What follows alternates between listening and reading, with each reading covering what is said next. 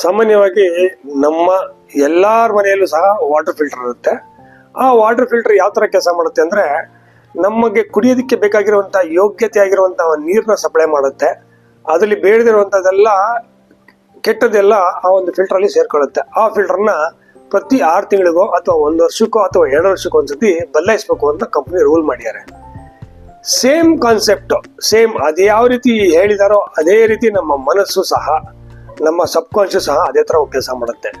ಉದಾಹರಣೆಗೆ ಹೇಳ್ಬೇಕು ಅಂದ್ರೆ ನಮ್ಮ ಮನಸ್ಸಿನಲ್ಲಿ ಕೆಲವೊಂದು ಬೇಕಾಗಿರುವಂತಹ ಒಂದು ಆಲೋಚನೆಗಳನ್ನು ಹಾಕೊಬೇಕು ಅಂದ್ರೆ ಅದೇ ರೀತಿ ಕೆಲಸ ಮಾಡೋದಕ್ಕೆ ಆಗೋದಿಲ್ಲ. ಏನಕ್ಕಾಗಲ್ಲ ಅಂದ್ರೆ ಕೆಲವು ಬೇಡದಿರುವಂತದ್ದೆಲ್ಲ ಎನರ್ಜಿ ನಮ್ಮಲ್ಲಿ ತುಂಬ್ಕೊಂಡ್ಬಿಟ್ಟಿರುತ್ತೆ, ಥಾಟ್ಸ್ ತುಂಬ್ಕೊಂಡಿರುತ್ತೆ, ಬೇಡದಿರುವಂತ ಆಲೋಚನೆಗಳೆಲ್ಲ ಇರುತ್ತೆ.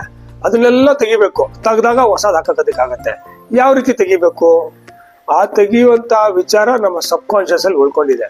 ಆ ಸಬ್ ಕಾನ್ಶಿಯಸ್ ಅಲ್ಲಿ ಬೇಡದಿರೋದೆಲ್ಲ ತೆಗೆದ್ರೆ ನಮಗ್ ಬೇಕಾಗಿರುವಂತ ನಾವ್ ಯಾವ ರೀತಿ ಬೇಕಾದ್ರೂ ಪ್ರೋಗ್ರಾಮ್ ಮಾಡ್ಕೊಂಡು ಅದನ್ನ ಅದರೊಳಗಡೆ ಫೀಡ್ ಮಾಡ್ಬೋದು.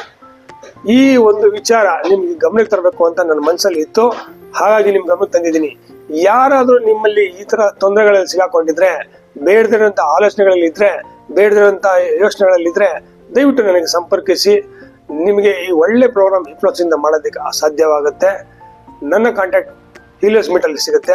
ನನ್ನ ಹೆಸರು ಎಚ್ ಎಂ ಪುರುಷೋತ್ತಮ್, ಬೆಂಗಳೂರಿನಿಂದ ಮಾತಾಡ್ತಿದ್ದೀನಿ. ನಮಸ್ಕಾರ, ಜೈ ಹಿಂದ್.